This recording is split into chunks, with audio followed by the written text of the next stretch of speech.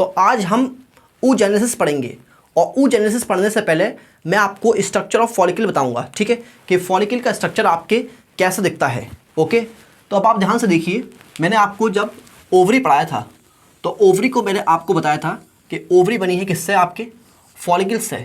ये आपके primary follicle develop करके सेकेंडरी फॉलिकल बनाएगा, सेकेंडरी फॉलिकल डेवलप करके आपके टर्शरी फॉलिकल बनाएगा, और टर्शरी फॉलिकल आपके डेवलप करके ग्राफियन फॉलिकल बनाएगा, ठीक है, जिसको आप मैच्योर फॉलिकल भी बोलते हैं।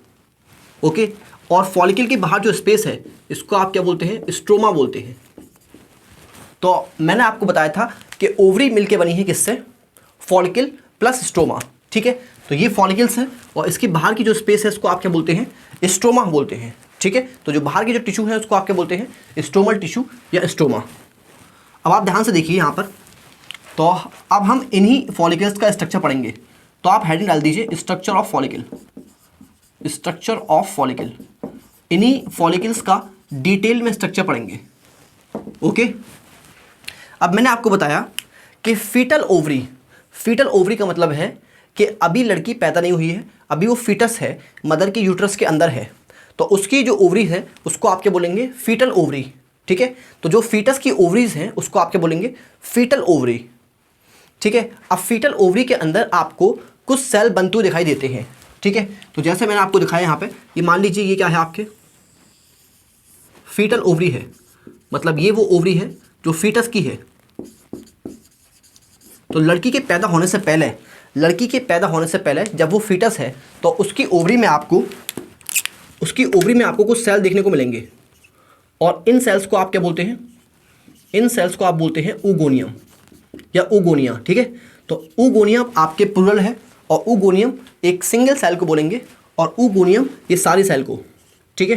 तो बहुत सारे आपको ऊगोनिया देखने को मिलेंगे यहाँ पर फीटस की ओवरी में, और इनमें से कुछ ऊगोनिया साइज में बड़े हो जाएंगे, ठीक है। तो इनमें से कुछ ऊगोनिया साइज में बड़े हो जाएंगे और दूसरे ऊगोनिया से डिफ्रेंशिएट कर जाएंगे, और इसी डिफ्रेंशिएटेड ऊगोनिया को आप क्या बोलते हैं, oocyte, ठीक है। तो ये क्या है, आपके oocyte है, और इसको आप बोलते हैं प्राइमरी oocyte। अब आप ध्यान से देखिए यहाँ पर, अब आप ध्यान से देखिए यहाँ पर, ठीक है। तो मैंने आपको क्या दिखाया, मैंने आपको दिखाया प्राइमरी oocyte, ओके। और ऊगोनिया आपके क्या है, ऊगोनिया आपके ओवम मदर सेल है, ठीक है। एग मदर सेल या ओवम मदर सेल है, और ओवम मदर सेल है तो ये क्या होंगे आपके, ये आपके होंगे डिप्लॉइड, ठीक है। तो ऊगोनिया से आपके क्या बने हैं, प्राइमरी oocyte बने हैं, तो प्राइमरी oocyte भी क्या होंगे, आपके डिप्लॉइड होंगे, ठीक है। चलिए, ये मैंने आपको दिखाया क्या, प्राइमरी oocyte। और प्राइमरी oocyte के चारों तरफ आप देखेंगे, प्राइमरी oocyte के चारों तरफ आप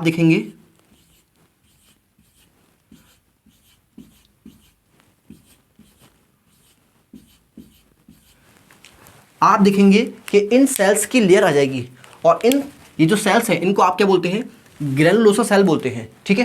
तो आप देखेंगे कि प्राइमरी oocyte के चारों तरफ आपके सिंगल लेयर डेवलप हो जाएगी, किसकी, single layer of granulosa cell, granulosa cell, ठीक है। तो प्राइमरी oocyte और उसके चारों तरफ आपके single layer of granulosa cell, तो इसी को आप क्या बोलते हैं, प्राइमरी फॉलिकल, ठीक है। तो प्राइमरी फॉलिकल का स्ट्रक्चर आपको समझ में आ गया होगा।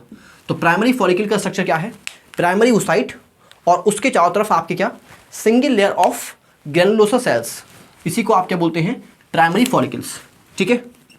तो प्राइमरी फॉलिकल आपकी समझ में आ गया होगा। तो प्राइमरी फॉलिकल क्या है, आपके primary oocyte plus single layer of granulosa cells, ठीक है। अब आप ध्यान से देखिए यहाँ पर, ध्यान से देखिए, ये ग्रेनुलोसा सेल ही आपके क्या छोड़ते हैं, ये ग्रेनुलोसा सेल ही आपके ईस्ट्रोजन छोड़ते हैं, ठीक है।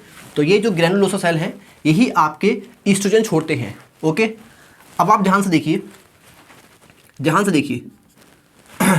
तो ये जो प्राइमरी फॉलिकल है इनके ऊपर आपके एक हार्मोन काम करता है जिसको आप बोलते हैं FSH, फॉलिकल स्टिमुलेटिंग हार्मोन, ठीक है। और अब ये एफएसएच की वजह से, एफएसएच की वजह से आप देखेंगे कि ये डेवलप कर जाएगा किसके अंदर, सेकेंडरी फॉलिकल में। और अब आप ध्यान से देखिए कि प्राइमरी फॉलिकल और सेकेंडरी फॉलिकल में क्या फ़र्क है। तो प्राइमरी फॉलिकल में आप देखेंगे सिंगल लेयर है ग्रैनुलोसा सेल की, ठीक है।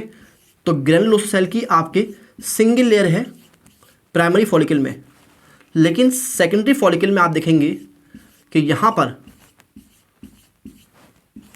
जब प्राइमरी फॉलिकल में एक से ज़्यादा लेयर हो जाएंगी, जब प्राइमरी फॉलिकल में आपके और लेयर आ जाएंगी ग्रैनुलोसा सेल की, तो आप लिखेंगे यहाँ पे क्या, मोर लेयर ऑफ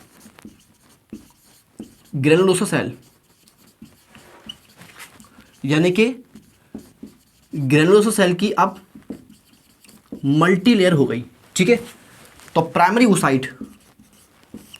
ऊसाइट के ऊपर अगर सिंगल लेयर है ग्रैनुलोसा सेल की तो आप कहेंगे प्राइमरी फॉलिकल, और अगर प्राइमरी ऊसाइट के ऊपर एक से ज़्यादा लेयर है या मल्टी लेयर है आपकी किसकी, ग्रैनुलोसा सेल की, तो आपके कहेंगे इसको आप कहेंगे सेकेंडरी फॉलिकल, ठीक है।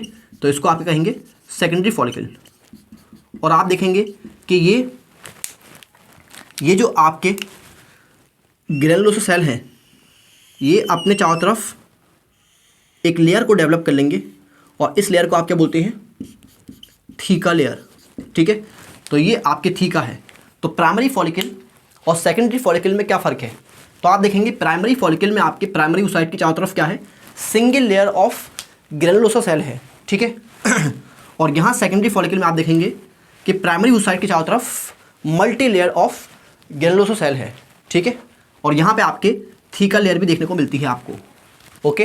अब आप देखिए यहाँ पर सेकेंडरी फॉलिकल में आपके एफएसएच काम करेगा, ठीक है, और सेकेंडरी फॉलिकल की और ग्रोथ करवाएगा। और अब आप देखेंगे कि यहाँ पर ये क्या है आपके, यहाँ पर आपके प्राइमरी ऊसाइट है, ठीक है। और प्राइमरी ऊसाइट के चारों तरफ आपके, ठीक है, ब्लैक से बनाते हैं प्राइमरी ऊसाइट को, तो ये है आपकी क्या, प्राइमरी ऊसाइट, ओके। और इसके चारों तरफ क्या है आपके, ग्रैनुलोसा सेल की काफ़ी सारी लेयर हैं,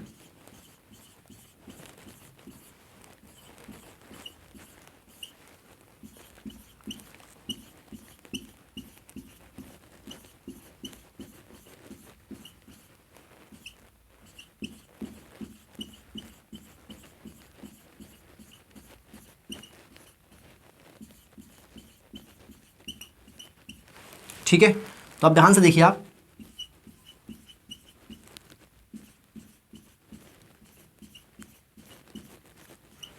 ओके, ध्यान से देखिए।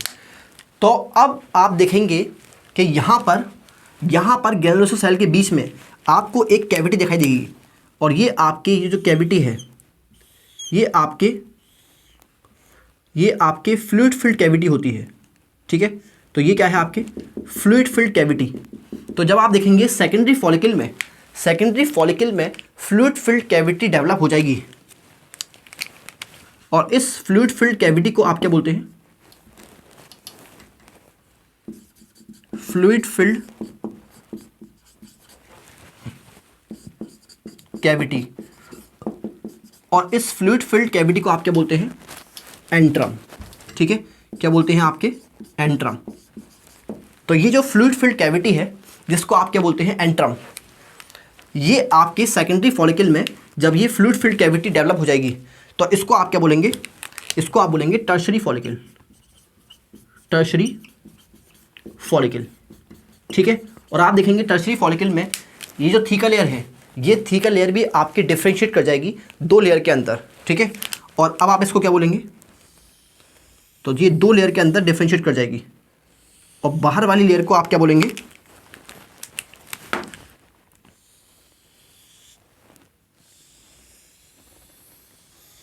ठीक है। तो बाहर वाली को आप बोलेंगे थीका एक्सटर्ना, ठीक है। और अंदर वाली को आप क्या बोलेंगे, अंदर वाली लेयर को आप बोलेंगे थीका इंटरना, ओके। चलिए, तो सेकेंडरी फॉलिकल और टर्शरी फॉलिकल में क्या फ़र्क है। सेकेंडरी फॉलिकल और टर्शरी फॉलिकल में आपके क्या फ़र्क है। तो जब आप देखेंगे कि सेकेंडरी फॉलिकल में आपको फ्लूइड फिल्ड कैविटी दिखेगी, इसको आप क्या बोलते हैं, एंट्रम, तो ये आपकी क्या बन चुका होगा, ये टर्शरी फॉलिकल कहलाएगा। ठीक है, तो सेकेंडरी फॉलिकल में जब आपके फ्लूइड फिल्ड कैविटी डेवलप हो जाएगी तो अब आप इसको क्या बोलेंगे, tertiary follicle.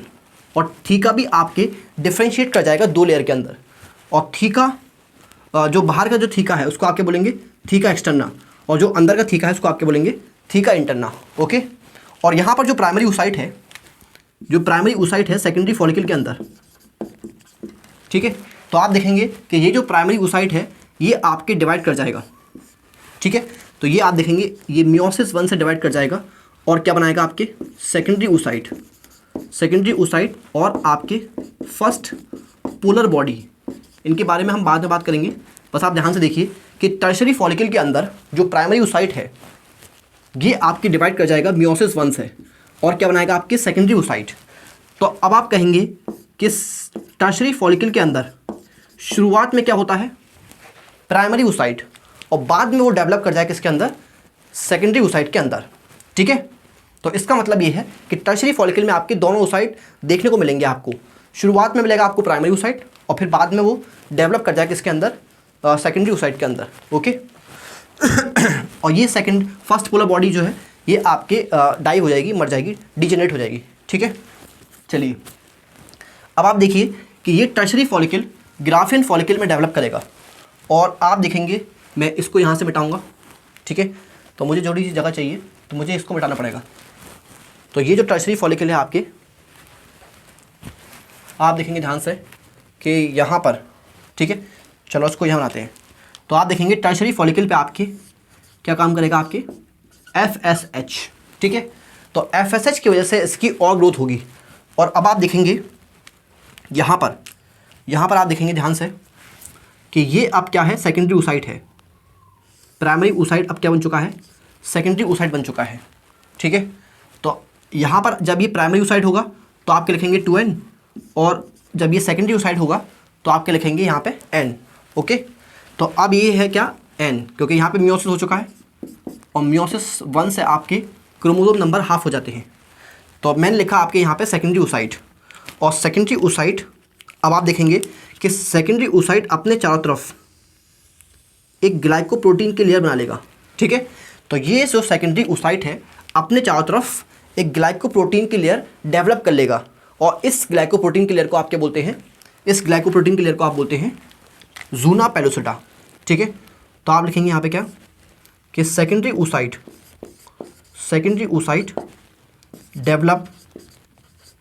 Develops a glycoprotein layer. ठीक है, ग्लाइकोप्रोटीन लेयर अराउंड इटसेल्फ। ठीक है, ग्लाइकोप्रोटीन लेयर अराउंड इटसेल्फ, और इसको आप क्या बोलते हैं, कॉल्ड ज़ूना पेल्यूसिडा।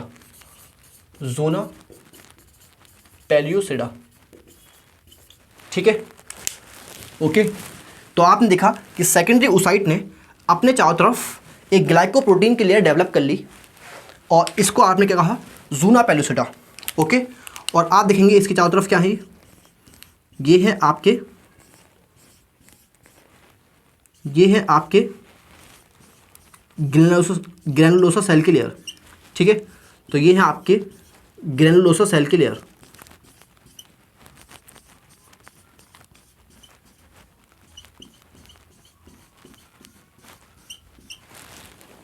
ओके, तो ये है आपके ग्रैनुलोसा सेल की लेयर। और अब आप देखेंगे यहाँ पर जो एंट्रम होगा वो एंट्रम पहले से साइज में बड़ा हो जाएगा। ठीक है, तो ये जो एंट्रम है आपके, आप देखेंगे एंट्रम का साइज और बड़ा हो जाएगा।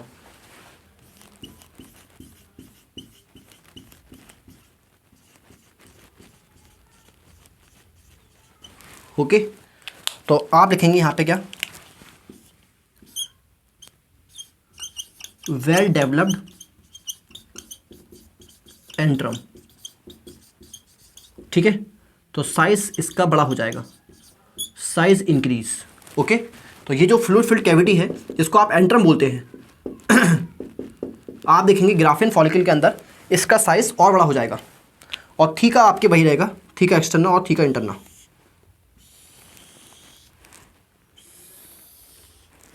ठीक है,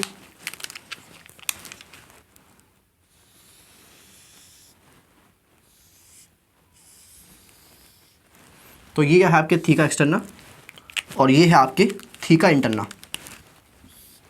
तो ये क्या है आपके, ये है आपके ग्राफिन फॉलिकल, इसको आप बोलते हैं ग्राफिन, या इसको आप मेच्योर फॉलिकल भी बोलते हैं, मेच्योर फॉलिकल। ठीक है, तो ये ग्राफिन फॉलिकल है या मेच्योर फॉलिकल है। ओके, तो अब आप देखिए टर्शरी फॉलिकल और ग्राफिन फॉलिकल में क्या डिफरेंस है। एक तो यहाँ पर आप देखेंगे कि ये जो एंट्रम है, एंट्रम कैविटी है, फ्लूइड फिल्ड कैविटी है, इसका साइज बड़ा हो जाएगा। ठीक है, इसका साइज आपके बड़ा हो जाएगा, ये काफ़ी वेल डेवलप हो जाएगा। ओके, और दूसरा फ़र्क ये है यहाँ पर कि यहाँ पर जो आपके सेकेंडरी ओसाइट है, सेकेंडरी ओसाइट अपने चारों तरफ एक ग्लाइकोप्रोटीन की लेयर डेवलप कर लेगा, जिसको आप क्या बोलते हैं, ज़ूना पेलोसिडा। ओके, तो ये फ़र्क है आपके टर्शरी फॉलिकल और ग्राफिन फॉलिकल में। तो ये आपकी समझ में आ गया होगा। तो मैंने आपको बताया स्ट्रक्चर ऑफ फॉलिकल। तो फॉलिकल आप देखेंगे, फॉलिकल आपके 4 टाइप के होते हैं, प्राइमरी, सेकेंडरी, टर्शरी और ग्राफियन। और प्राइमरी फॉलिकल में आप देखेंगे कि जब प्राइमरी ओसाइट के ऊपर single layer of granulosa cell होगी तो उसको आप क्या बोलेंगे, प्राइमरी फॉलिकल। ठीक है, अब इस प्राइमरी फॉलिकल के ऊपर एफएसएच की मदद से, एफएसएच की वजह से, फॉलिकल स्टिमुलेटिंग हार्मोन की वजह से, और follicle stimulating hormone, follicle stimulating hormone आपके कहाँ से निकलता है, ये आपके निकलता है आपके, आप देखेंगे ये आपके निकलता है कहाँ से, एंटीरियर पिट्यूटरी से। ठीक है, तो एंटीरियर पिट्यूटरी से आपके हार्मोन निकलता है जिसको आप क्या बोलते हैं, फॉलिकल स्टिमुलेटिंग हार्मोन, और यही आपके फॉलिकल की ग्रोथ कराता है। तो प्राइमरी फॉलिकल जिसमें आपकी क्या है, प्राइमरी ओसाइट और उसके चारों तरफ single layer of granulosa cell. ठीक है, अब प्राइमरी फॉलिकल पे आपके कौन काम करेगा, एफएसएच एक्ट करेगा और इसकी ग्रोथ करवाएगा। तो फिर क्या बन जाएगा आपके सेकेंडरी फॉलिकल। और सेकेंडरी फॉलिकल और प्राइमरी फॉलिकल में फ़र्क क्या है कि प्राइमरी फॉलिकल में आप देखेंगे कि single layer of granulosa cell है प्राइमरी ओसाइट के चारों तरफ, और सेकेंडरी फॉलिकल में आप देखेंगे कि जब इस प्राइमरी फॉलिकल के ऊपर, मतलब इस प्राइमरी ओसाइट के ऊपर एक से ज़्यादा लेयर होंगी ग्रेनुलोसा सेल की, तो अब आप इसको क्या बोलेंगे, इसको आप बोलेंगे सेकेंडरी फॉलिकल। और ये जो ग्रेनुलोसा सेल हैं अपने चारों तरफ एक लेयर डेवलप करेंगे जिसको आप क्या बोलते हैं, थीका लेयर। ठीक है, तो प्राइमरी फॉलिकल और सेकेंडरी फॉलिकल में आपके 2 डिफरेंस है। एक तो यहाँ पे आप देखेंगे कि यहाँ पे एक से ज़्यादा ग्रेनुलोसा सेल की लेयर है, यानी कि मल्टी लेयर होता है ग्रेनुलोसा सेल की, और दूसरा आपके यहाँ पे थीका है। ठीक है, अब सेकेंडरी फॉलिकल आपके डेवलप करेगा इसके अंदर, टर्शरी फॉलिकल के अंदर एफएसएच की मदद से। और अब आप देखेंगे कि इस सेकेंडरी फॉलिकल के अंदर एक फ्लूइड फिल्ड कैविटी डेवलप कर जाएगी जिसको आप क्या बोलते हैं, एंट्रम। ठीक है, तो फ्लूइड फिल्ड कैविटी यहाँ डेवलप कर जाएगी जिसको आप क्या बोलते हैं, एंट्रम। और ये थीका आपके डिफ्रेंशिएट कर जाएगा 2 लेयर में, अंदर वाली को आप बोलेंगे थीका इंटरना और बाहर को आप बोलेंगे क्या, थीका एक्सटर्ना। ठीक है, और यहाँ पे जो प्राइमरी ओसाइट है ये भी डेवलप करेगा और ये डिवाइड कर जाएगा और क्या बन जाएगा आपके सेकेंडरी ओसाइट। ठीक है, तो आप देखेंगे टर्शरी फॉलिकल में आपके प्राइमरी ओसाइट भी हो सकता है स्टार्टिंग में, और फिर बाद में वो किस में डेवलप कर जाएगा, सेकेंडरी ओसाइट के अंदर। अब ये सेकेंडरी ओसाइट अपने चारों तरफ क्या बना लेगा, एक ग्लाइकोप्रोटीन की लेयर डेवलप कर लेगा जिसको आप क्या बोलते हैं, ज़ूना पेलोसिडा। ठीक है, तो ज़ूना पेलोसिडा बना लेगा अपने चारों तरफ ये, और आप देखेंगे एंट्रम कैविटी भी बड़ी हो जाएगी, वेल डेवलप हो जाएगी, और टर्शरी फॉलिकल डेवलप कर जाएगा इसके अंदर, ग्राफिन फॉलिकल के अंदर।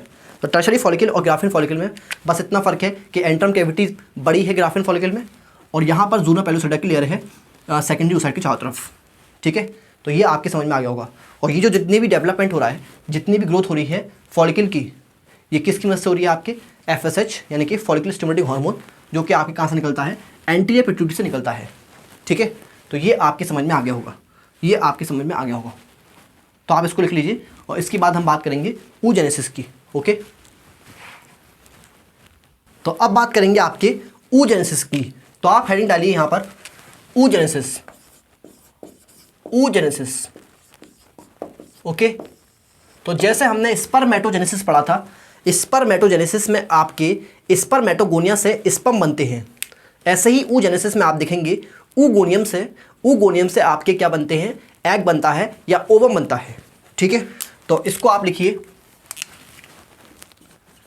Process of formation of ovum. Okay, और ओवम को और क्या बोल सकते हैं आप, ओवम को बोल सकते हैं mature female germ cell from oogoनियम, और oogoनियम को आप और क्या बोलते हैं, इमेच्योर फीमेल जर्म सेल, या कह सकते हैं आपके ओवम या एग मदर सेल।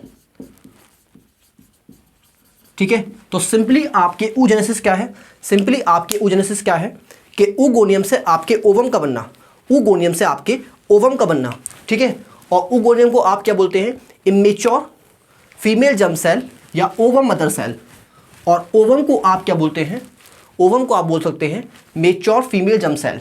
ओके, अब मैंने आपसे पूछा कि स्पर्मेटोजेनेसिस कब स्टार्ट होता है, तो आप कहेंगे स्पर्मेटोजेनेसिस आपके प्यूबर्टी पे स्टार्ट होता है। लेकिन आप देखेंगे oogenesis आपके स्टार्ट होता है लड़की के पैदा होने से पहले, लड़की के पैदा होने से पहले आपके oogenesis स्टार्ट होता है। तो आप कहेंगे स्टार्ट एट एम्ब्रियोनिक लाइफ, मतलब जब वो आपके एम्ब्रियो है, फीटस है एम्ब्रियोनिक लाइफ में। ओके, तो स्टार्ट एट एम्ब्रियोनिक लाइफ। और मैंने आपसे पूछा कि स्पर्मेटोजेनेसिस आपके कब रुकता है, तो आप कहेंगे कि ये मेल के अंदर थ्रू आउट लाइफ, सारी ज़िंदगी चलता है। लेकिन आप देखेंगे oogenesis आपके रुकता है, ये आपके स्टॉप होता है at around 50 years of age, जिसको आप बोलते हैं मेनोपोज। जब आपकी मेंस्ट्रुअल साइकिल रुक जाती है तो आपके oogenesis भी रुक जाएगा। ठीक है, और उसी को आप क्या बोलते हैं, मेनोपोज। तो ये अराउंड 50 ईयर्स ऑफ एज पे होता है, 50 ईयर्स ऑफ एज, ये आपकी एनसीईआरटी का डेटा है। चलिए, मैं ऑलरेडी आपको पढ़ा चुका हूँ कि ओवरी आपकी बनी है किससे, फॉलिकल से। तो मैं आपको दिखा चुका हूँ ऑलरेडी, ओवरी आपकी किससे बनी है, फॉलिकल से बनी है। और फॉलिकल के बाहर जो स्पेस है इसको आप क्या बोलते हैं, स्टोमा। ओके, तो ओवरी आपकी बनी है किससे, फॉलिकल से। और आप जानते हैं फॉलिकल कितने हैं, फॉलिकल आपके 4 टाइप के होते हैं, प्राइमरी, सेकेंडरी, टर्शरी और ग्राफियन फॉलिकल। तो ये मान लीजिए प्राइमरी फॉलिकल है, और ये डेवलप करके क्या बनाएगा आपके सेकेंडरी फॉलिकल, और सेकेंडरी फॉलिकल से आपके क्या बनेगा, टर्शरी फॉलिकल, और टर्शरी फॉलिकल से आपके क्या बनेगा, ग्राफियन फॉलिकल। ओके, ये ऑलरेडी हम पढ़ चुके हैं स्ट्रक्चर ऑफ फॉलिकल में, स्ट्रक्चर ऑफ फॉलिकल में हम ऑलरेडी पढ़ चुके हैं। तो ये है आपके ग्राफियन फॉलिकल। ओके, तो इन फॉलिकल के अंदर आप जानते हैं, इन डेवलपिंग फॉलिकल के अंदर क्या है, इन डेवलपिंग फॉलिकल के अंदर होते हैं डेवलपिंग oocyte। ओके, आप जानते हैं इन डेवलपिंग फॉलिकल के अंदर क्या होते हैं, आपके डेवलपिंग oocyte होते हैं, ये हम ऑलरेडी पढ़ चुके हैं। तो आपसे मैंने पूछा कि ओवरी किस किस से मिलकर बनी है, तो आप कहेंगे स्ट्रोमा और फॉलिकल से मिलकर बनी है, स्ट्रोमा और फॉलिकल से मिलकर आपके ओवरी बनी है। और ये फॉलिकल कितने टाइप के होते हैं, ये फॉलिकल आपके 4 टाइप के होते हैं। तो ये होते हैं आपके primary follicle, secondary follicle, tertiary follicle और ग्राफियन फॉलिकल, जिसको आप मेच्योर फॉलिकल भी बोल सकते हैं। ओके, और इन फॉलिकल के अंदर क्या होते हैं, आपके डेवलपिंग oocyte होते हैं। ये हम ऑलरेडी स्ट्रक्चर ऑफ फॉलिकल में पढ़ चुके हैं। ठीक है, तो आप कहेंगे कि फॉलिकल में क्या है, contains developing oocyte। Developing oocyte। तो इसमें आपके डेवलपिंग oocyte होते हैं, और oocyte आप देखिए प्राइमरी oocyte होगा, वो डेवलप करके क्या बन जाएगा, सेकेंडरी oocyte, और सेकेंडरी oocyte डेवलप करके बन जाएगा क्या, ओवम या एग। ओके, तो ये हम देखेंगे पूरे प्रोसेस में कि ये कैसे होगा। ठीक है, तो आप ध्यान से यहाँ तक लिख लीजिए, इसके बाद आगे चलते हैं। पहले आप इसको लिख लीजिए, फिर इसको मिटा के हम आगे चलते हैं। तो अब आगे चलेंगे, इसको मिटा के हम आगे चलेंगे।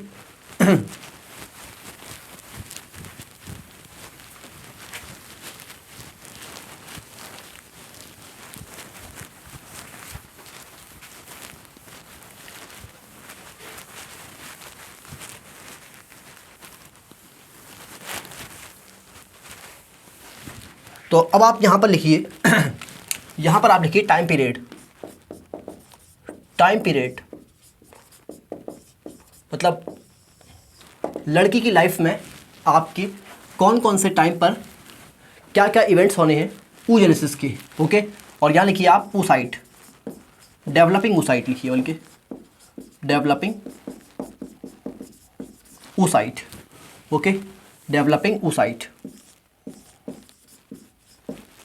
तो सबसे पहले स्टार्ट करते हैं आपके फीटल लाइफ से, यानी कि बर्थ से पहले।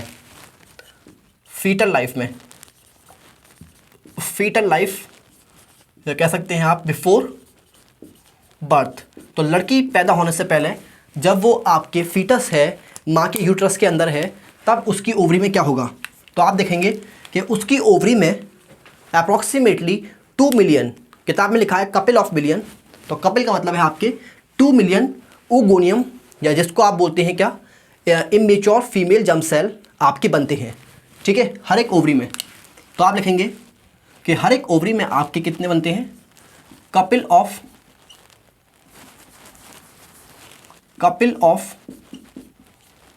मिलियन। कपिल ऑफ मिलियन का मतलब है 2 million.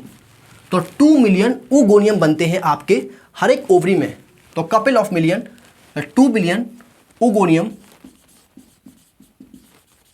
is formed in each ovary of fetus। तो फीटस की हर एक ओवरी में कपिल ऑफ मिलियन या 2 मिलियन oogonia बनते हैं। ठीक है, और आप देखेंगे कि ये सिर्फ आपके फीटल लाइफ में बनते हैं, लड़की के पैदा होने के बाद आपके कोई oogonia नहीं बनता। तो आप लिखेंगे यहाँ पे no oogonia is formed, no oogonia is formed after birth. तो पैदा होने के बाद कोई oogonia नहीं बनता, तो no oogonia is formed after birth. तो ये आपके समझ में आ गया होगा।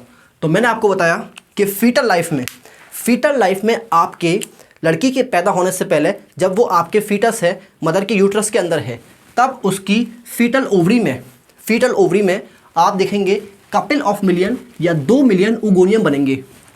हर एक ओवरी में आपके 2 मिलियन oogonia बनेंगे। और अब आप ध्यान से देखिए कि ये आपके oogonia दिखाया मैंने आपको। ये मैंने आपको क्या दिखाया, ये मैंने आपको दिखाया क्या, oogonia। थोड़ा छोटा करते हैं इसको। ये दिखाया मैंने आपको oogonia। और आप जानते हैं oogonia को और क्या बोलते हैं, इसको आप ओवम मदर सेल या एग मदर सेल भी बोलते हैं। ओवम मदर सेल या एग मदर सेल भी बोलते हैं। ठीक है, क्योंकि ये मदर सेल है आपके, तो ये हमेशा क्या होगा, डिप्लॉइड, और इसका कैरियोटाइप होगा आपके 44+XX। ओके, तो oogonia को आप ओवम मदर सेल भी बोलते हैं। और आप जानते हैं मदर सेल हमेशा क्या होगा आपके, डिप्लॉइड। अब इस oogonia के अंदर आपके माइटोसिस होता रहता है।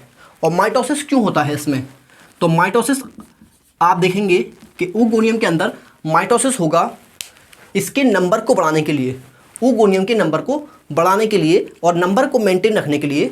2 मिलियन जो आपके oogonia बने हैं वो ऐसा ना हो मर के सब खत्म हो जाए, तो आप देखेंगे कि माइटोसिस चलता रहेगा ताकि इसके नंबर को बढ़ाया जा सके और इसके नंबर को आपके मेंटेन करा जा सके। ठीक है, तो mitosis to increase and maintain number, to increase and maintain number. ठीक है, तो माइटोसिस चलता रहेगा ताकि oogonia आपके ख़त्म ना हो जाए, ओवरी के अंदर मर मर के ये आपके ख़त्म ना हो जाए। तो इसलिए आप देखेंगे कि माइटोसिस चलता रहेगा ताकि इनके नंबर को इंक्रीज करके इनके नंबर को मेंटेन किया जा सके। तो आप देखेंगे माइटोसिस होगा, तो माइटोसिस आपके इक्वेशनल डिवीज़न है, इसीलिए आप देखेंगे कि यहाँ पर आपके क्रोमोसोम नंबर सेम रहेंगे। तो ये भी आपके oogonia ही हैं दोनों। ठीक है, अब आप ध्यान से देखिए, इतने सारे oogonia में से आपके कुछ oogonia साइज में बढ़ जाएंगे, मतलब किसी oogonia का कुछ oogonia का आपके साइटोप्लाज्मिक कंटेंट बढ़ जाएगा और साइज में बढ़ जाएंगे। और अब आप देखेंगे कि ये जिनका साइज बढ़ गया है वो दूसरे oogonia से अलग हो जाएंगे, डिफ्रेंशिएट हो जाएंगे। ठीक है, तो अभी छोटे छोटे oogonia हैं, अब कुछ oogonia आप देखेंगे कि साइज़ में बढ़ जाएंगे, साइज़ में बड़े हो जाएंगे। ओके, और साइज़ में बड़े होने के बाद आप कहेंगे कि ये दूसरों से अलग हो गए, दूसरों से डिफ्रेंशिएट हो गए। ओके, तो आप लिखेंगे यहाँ पे क्या, सम oogonia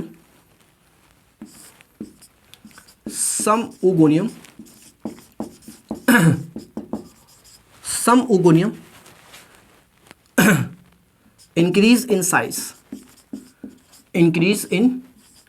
साइज। ठीक है, तो किसी oogonia का आप देखेंगे साइटोप्लाज्मिक कंटेंट बढ़ जाएगा, साइटोप्लाज्म बढ़ जाएगा और वो साइज में बड़े हो जाएंगे और दूसरे oogonia से आपके अलग हो जाएंगे।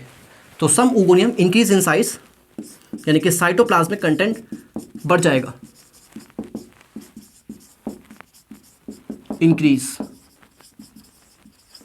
ठीक है, तो सम oogonia इंक्रीज इन साइज, और इसलिए आपने क्या कहा कि ये आपके दूसरों से अलग हो जाएंगे, दूसरों से डिफ्रेंशिएट हो जाएंगे। ओके, और अब ये आप कहेंगे कि ये जो आपके डिफ्रेंशिएटेड oogonia है, इनको आप कहेंगे क्या, प्राइमरी oocyte। इनको आप क्या कहेंगे, प्राइमरी oocyte। ओके, तो ये क्या है आपके प्राइमरी oocyte। ओके, तो अब आप ध्यान से देखिए, मैंने आपको कहा कि जो आपके ओवरीज हैं, फीटल ओवरी हैं, फीटल लाइफ में आपके जो फीटल ओवरी हैं उनके अंदर कपल ऑफ मिलियन या आप कह सकते हैं 2 मिलियन oogonia बनेंगे हर एक ओवरी में। और ये oogonia आपके माइटोसिस से डिवाइड करते रहेंगे अपना नंबर बढ़ा करके मेंटेन करने के लिए।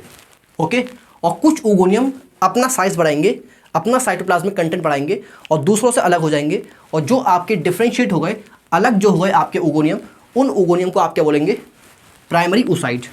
ओके, अब आप देखिए कि इन प्राइमरी oocyte पे आप देखेंगे ये जो प्राइमरी oocyte है, इनके चारों तरफ आपके single layer of granulosa cell develop हो जाएगी। ठीक है,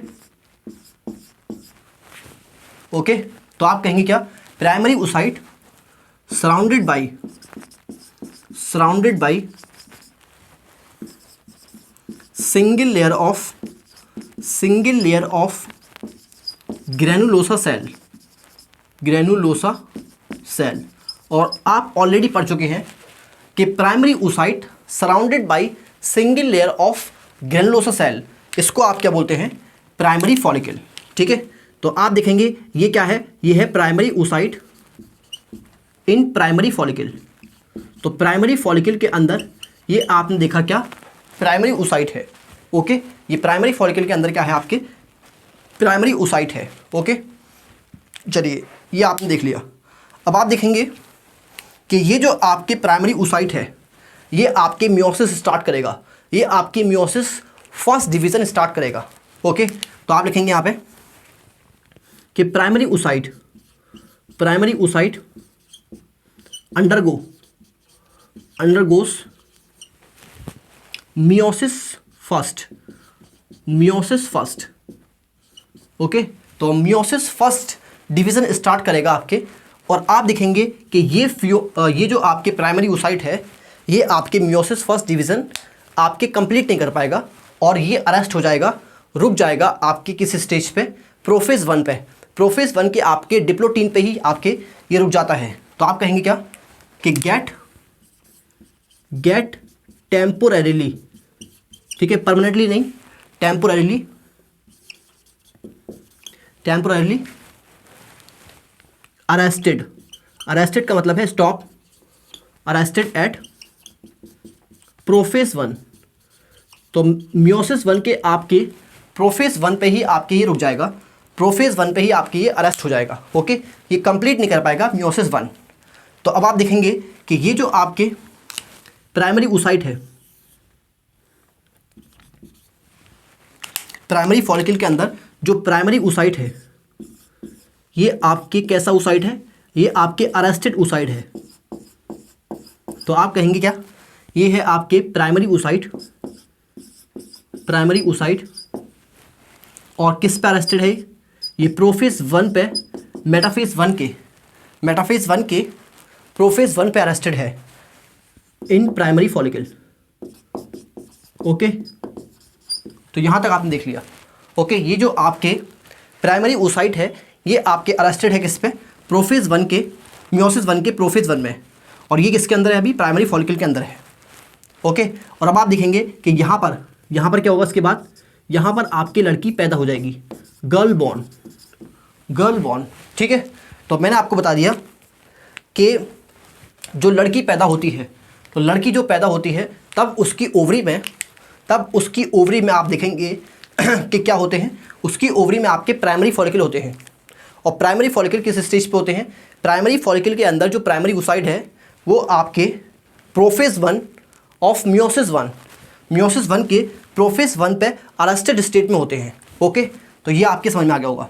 और आप देखेंगे जब लड़की पैदा हो जाएगी तो आप लिखेंगे कि आफ्टर बर्थ नो oogoनियम इज फॉर्म्ड, कोई oogoनियम आपके नहीं बनेगा। ठीक है, तो ये आपके समझ में आ गया होगा, कि पैदा होने के बाद आपके कोई oogoनियम नहीं बनेगा। चलिए, इसके बाद हम आगे लिखेंगे कि लड़की पैदा होने के बाद क्या होगा। ओके, लड़की पैदा होने के बाद क्या होगा ये हम देखेंगे बाद में, पहले आप यहाँ तक लिख लीजिए इसको। तो यहाँ तक आपने देख लिया था कि लड़की पैदा होती है अपनी ओवरी में प्राइमरी फॉलिकल लेके, और प्राइमरी फॉलिकल के अंदर प्राइमरी oocyte होता है जो कि आपके अरेस्टेड होता है प्रोफेज 1 ऑफ मियोसिस 1 में। ठीक है, तो इसके बाद हम आगे देखेंगे, और इसको मिटा के हम आगे देखेंगे कि बर्थ से लेके प्यूबर्टी तक क्या होगा। और ये वाली बात आप ज़रूर नोट करिएगा कि oogonia आपके नहीं बनेंगे बर्थ होने के बाद। तो बर्थ के बाद आपके कोई oogonia नहीं बनेंगे ओवरी में। ठीक है, तो इसके बाद हम आगे देखेंगे कि बर्थ से लेके प्यूबर्टी तक क्या होगा। ठीक है,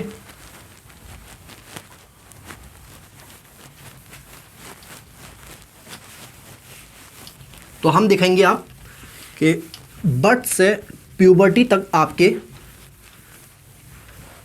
ओवरी में क्या होगा। ठीक है, तो आप लिखिए यहाँ पे बर्थ टू प्यूबर्टी। ओके, और आप जानते हैं कि ओवरीज के अंदर जो oogonia है, oogonia आपके प्राइमरी फॉलिकल बन चुके हैं। ठीक है, और अब हर एक ओवरी में 2-2 मिलियन प्राइमरी फॉलिकल मिलेंगे आपको। और वो जो फॉलिकल्स हैं आपके, वो जो आपके प्राइमरी फॉलिकल्स हैं, वो आपके बर्थ से लेके प्यूबर्टी तक ज़्यादातर फॉलिकल मर जाएंगे, डीजनरेट हो जाएंगे। ठीक है, तो जो आपके प्राइमरी फॉलिकल्स ओवरी में हैं जिसके साथ आपकी लड़की पैदा हुई है, वो बर्थ से लेके प्यूबर्टी तक ज़्यादातर फॉलिकल मर जाएंगे, डीजनरेट हो जाएंगे। और प्यूबर्टी पे आपके सिर्फ 60,000 टू 80,000 प्राइमरी फॉलिकल ही बचेंगे हर एक ओवरी में। ठीक है, तो ये वाली बात हम लिखेंगे कि बर्थ से प्यूबर्टी तक आपके मोस्ट प्राइमरी फॉलिकल जिसके साथ लड़की पैदा हुई है, तो आप लिखेंगे यहाँ पे मोस्ट प्राइमरी फॉलिकल डीजनरेट का मतलब है कि ये आपके ख़त्म हो जाएंगे, मर जाएंगे। ठीक है, तो most primary follicle degenerate from birth to puberty.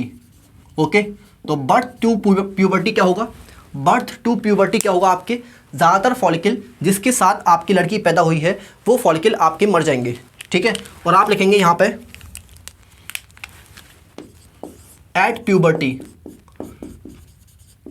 Puberty पे क्या होगा, तो आप देखेंगे प्यूबर्टी पे सिर्फ 60,000 to 80,000 primary follicles are left in each ovary.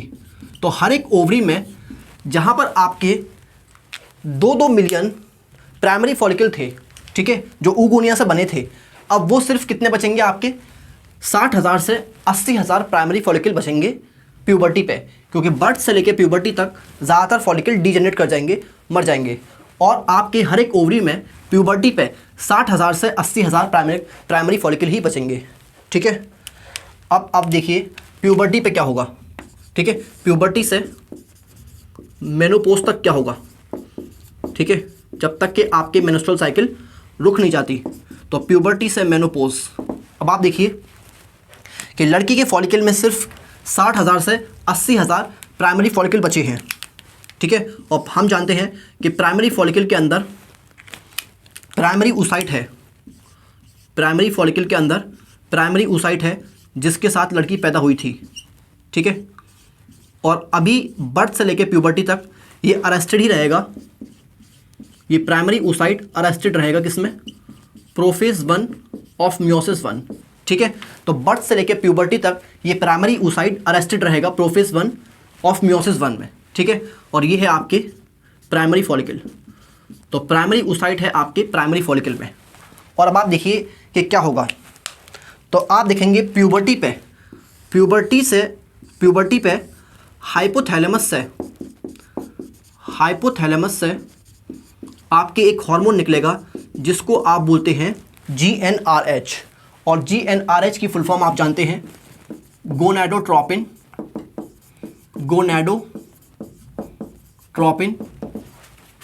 Releasing hormone,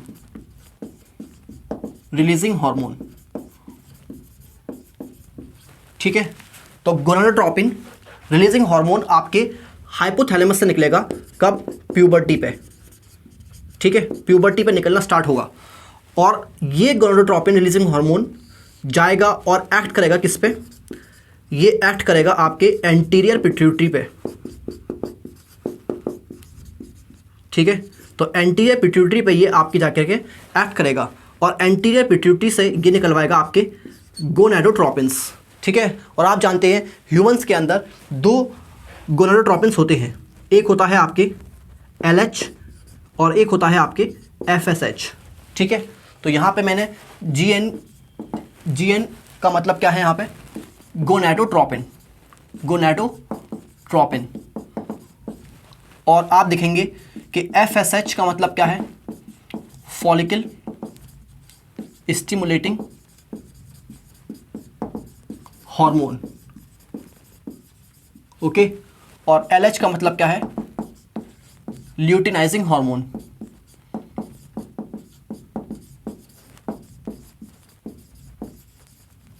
ठीक है। तो आप देखेंगे यहाँ पर FSH, यहाँ पर आप देखेंगे कि FSH आपके जो एंटीरियर पिट्यूटरी से निकला है ये आपके जाएगा और ओवरी में जो फॉलिकल हैं उन पे आपके जाके एक्ट करेगा। और आप देखेंगे कि FSH की इन्फ्लुएंस से ये फॉलिकल क्या हो जाएगा, आपके फॉलिकल की ग्रोथ होगी, क्योंकि FSH का मतलब है फॉलिकल स्टिमुलेटिंग हार्मोन, तो ये आपके फॉलिकल को स्टिमुलेट करेगा और इसकी ग्रोथ करवाएगा, ठीक है। तो आप जानते हैं कि यहाँ पर जो सिंगल ग्रैनुलोसा सेल की लेयर है, अब ये ग्रैनुलोसा सेल की लेयर आपके ज़्यादा हो जाएंगी, एक से ज़्यादा हो जाएंगी, और ये प्राइमरी फॉलिकल क्या बन जाएगा, आपके सेकेंडरी फॉलिकल बन जाएगा, ठीक है। तो ये आप जानते हैं प्राइमरी फॉलिकल में आपके सिंगल ग्रैनुलोसा सेल की लेयर होती है, और अब ये ग्रैनुलोसा सेल की जो लेयर है ये एक से ज़्यादा हो जाएंगी, तो अब आप क्या कहेंगे इसको, अब आप कहेंगे ये सेकेंडरी फॉलिकल बन गया, ठीक है। तो प्राइमरी oocyte और इसके चारों तरफ multiple layer of granulosa cell, ठीक है, तो ये क्या हो जाएगा आपके,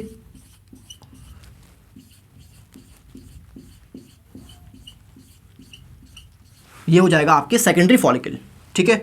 तो आप कहेंगे यहाँ पे कि प्राइमरी फॉलिकल जो कि अभी भी अरेस्ट है किसमें, प्रोफेज 1 ऑफ मियोसिस 1, किस में आ गया, ये आ गया आपके सेकेंडरी फॉलिकल में, ठीक है।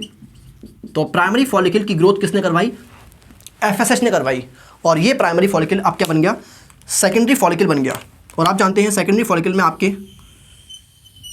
एक लेयर और होती है जो कि इन ग्रेनुलोसा सेल की मॉडिफिकेशन से ही बनती है, ठीक है। तो इसको आप क्या बोलते हैं, थीका।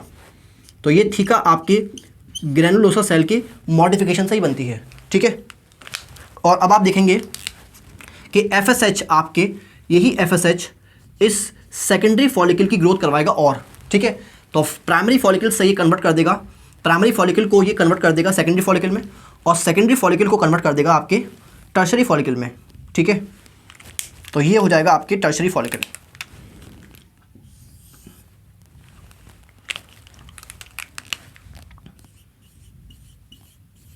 तो एफएसएच की वजह से आप देखेंगे कि फॉलिकल की और ग्रोथ होगी, फॉलिकल की और ग्रोथ होगी, और ये फॉलिकल क्या बन जाएगा आपके, ये फॉलिकल बन जाएगा आपके टर्शरी फॉलिकल। और आप जानते हैं टर्शरी फॉलिकल में आपको एक फ्लूइड फिल्ड कैविटी दिखती है, इसको आप क्या बोलते हैं, एंट्रम, ठीक है। ये ऑलरेडी हम पढ़ चुके हैं स्ट्रक्चर ऑफ फॉलिकल में। और अभी आप देखेंगे कि यहाँ पर प्राइमरी oocyte ही है, ठीक है। यहाँ पर ये क्या है, अभी प्राइमरी oocyte है जो कि अरेस्टेड है किसमें, प्रोफेज 1 मियोसिस 1 में, ठीक है, इन टर्शरी फॉलिकल। और आप जानते हैं ये क्या है आपके फ्लूइड फिल्ड कैविटी, जिसको आप क्या बोलते हैं, एंट्रम। ये ऑलरेडी हम पढ़ चुके हैं स्ट्रक्चर ऑफ फॉलिकल में, ठीक है। ये एंट्रम है आपके,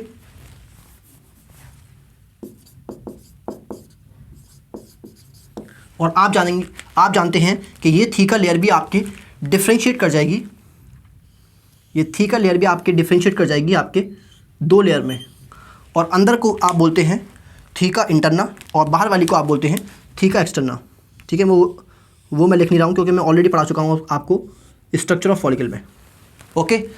अब आप देखेंगे यहाँ पे क्या होगा, तो देखिए आप ध्यान से कि प्यूबर्टी पे क्या हुआ, कि प्यूबर्टी से आपके क्या हुआ कि हाइपोथैलेमस से, फीमेल के हाइपोथैलेमस से आपके गोनाडोट्रोपिन रिलीजिंग हार्मोन निकला, और ये गोनाडोट्रोपिन रिलीजिंग हार्मोन आपके एक्टिवेट करेगा किसको, एंटीरियर पिट्यूटरी को, एंटीरियर पिट्यूटरी पे जाके एक्ट करेगा, और इससे निकलवाएगा क्या, गोनाडोट्रोपिन्स, ठीक है।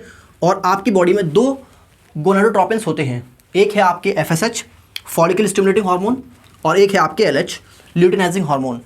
और फॉलिकल स्टिमुलेटिंग हार्मोन आपके ओवरी में जाकर के एक्ट करेगा किस पे, फॉलिकल पे, और ये फॉलिकल की ग्रोथ करवाएगा, ठीक है। इसका नाम ही है फॉलिकल स्टिमुलेटिंग। तो ये फॉलिकल को स्टिमुलेट करेगा, उसकी ग्रोथ करवाएगा, और प्राइमरी फॉलिकल को कन्वर्ट कर देगा किसमें, सेकेंडरी फॉलिकल में, और सेकेंडरी फॉलिकल को आपके ये डेवलप कर देगा किसमें, टर्शरी फॉलिकल में, ठीक है। तो आप देखेंगे अंदर oocyte अभी प्राइमरी है, लेकिन आपके फॉलिकल क्या बन चुका, टर्शरी फॉलिकल बन चुका है, ठीक है। अब आप देखिए यहाँ पे ध्यान से कि ये जो आपके प्राइमरी oocyte है, primary oocyte in tertiary follicle, ठीक है। तो ये जो प्राइमरी oocyte है टर्शरी फॉलिकल में, ये आपके जो मियोसिस है, जो आपके अरेस्टेड मियोसिस है, इसमें मियोसिस 1 जो अरेस्टेड है प्रोफेज में, ये आपके अब कंप्लीट कर लेगा, ठीक है। तो primary oocyte in tertiary follicle जो कि आपके अरेस्टेड है प्रोफेज 1 ऑफ मियोसिस 1 में, तो ये आपके मियोसिस 1 कंप्लीट कर लेगा, ठीक है। तो आप लिखेंगे क्या, कंप्लीट्स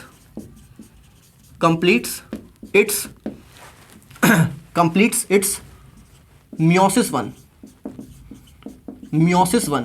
ठीक है।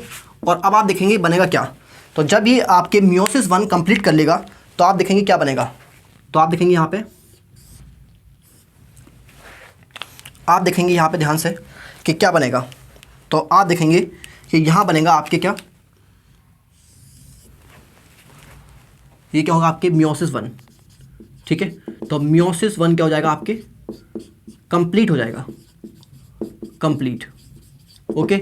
और आप जानते हैं कि मियोसिस आपके कैसा, मियोसिस 1 आपके कैसा डिवीज़न है, तो आप कहेंगे कि मियोसिस 1 आपके रिडक्शनल डिवीज़न है, रिडक्शनल डिवीज़न। और रिडक्शनल डिवीज़न का मतलब है कि यहाँ पर आपके क्रोमोसोम हाफ हो जाएंगे, ठीक है। तो मियोसिस 1 क्या है, आपके रिडक्शनल डिवीज़न है, और इसमें आप देखेंगे कि क्रोमोसोम आपके हाफ हो जाएंगे। तो प्राइमरी oocyte के क्रोमोसोम हाफ हो जाएंगे, और प्राइमरी oocyte आपके टूट जाएगा किसके अंदर, प्राइमरी oocyte डिवाइड होके बनाएगा क्या, आपके सेकेंडरी oocyte, ठीक है, सेकेंडरी oocyte, ओके। और क्या बनाएगा आपके, और ये बनाएगा आपके एक छोटी सी पोलर बॉडी, तो इसको आप बोलते हैं फर्स्ट पोलर बॉडी, ओके। तो प्राइमरी oocyte जो कि टर्शरी फॉलिकल में है, प्राइमरी oocyte जो कि आपके टर्शरी फॉलिकल में है, ये अपनी मियोसिस को कंप्लीट करेगा और बनाएगा आपके एक सेकेंडरी oocyte और आपके एक फर्स्ट पोलर बॉडी, ओके। और क्योंकि ये रिडक्शनल डिवीज़न है तो यहाँ पे क्रोमोसोम हाफ हो जाएंगे, ओके। और इसके अलावा आप देखिए कि ये डिवीज़न, ये जो मियोसिस 1 है, ये आपके इक्वल डिवीज़न नहीं है। यहाँ पे आप देखेंगे साइटोप्लाज्म अनइक्वली डिवाइड होगा, और ज़्यादा साइटोप्लाज्म आपके किसको मिलेगा, ये मिलेगा आपके सेकेंडरी oocyte को, और कम साइटोप्लाज्म आपको किसको मिलेगा, ये फर्स्ट पोलर बॉडी को आपके कम साइटोप्लाज्म मिलेगा, सेकेंडरी oocyte को आपके ज़्यादा साइटोप्लाज्म मिलेगा, ठीक है। तो आप लिखेंगे कि यहाँ पे क्या होगा, अनइक्वल डिवीज़न ऑफ साइटोप्लाज्म। तो साइटोप्लाज्म का आप दिखेंगे अनइक्वल डिवीज़न होगा, और सेकेंडरी oocyte को आपके ज़्यादा साइटोप्लाज्म मिलेगा, ठीक है। मैं बताऊंगा इसको कि ये क्यों होगा। तो आप लिखेंगे कि primary oocyte in tertiary follicle completes its meiosis 1 to form large secondary oocyte। तो ये आपके बड़ा सेकेंडरी oocyte बनाएगा, क्योंकि सेकेंडरी oocyte के पास आपके साइटोप्लाज्म जाएगा ज़्यादा, ठीक है। तो ज़्यादातर आपके साइटोप्लाज्म किसके पास जाएगा, सेकेंडरी oocyte के पास जाएगा। एंड स्मॉल, किताब में लिखा है आपके टाइनी का मतलब है छोटी सी, स्मॉल या tiny first polar body, okay.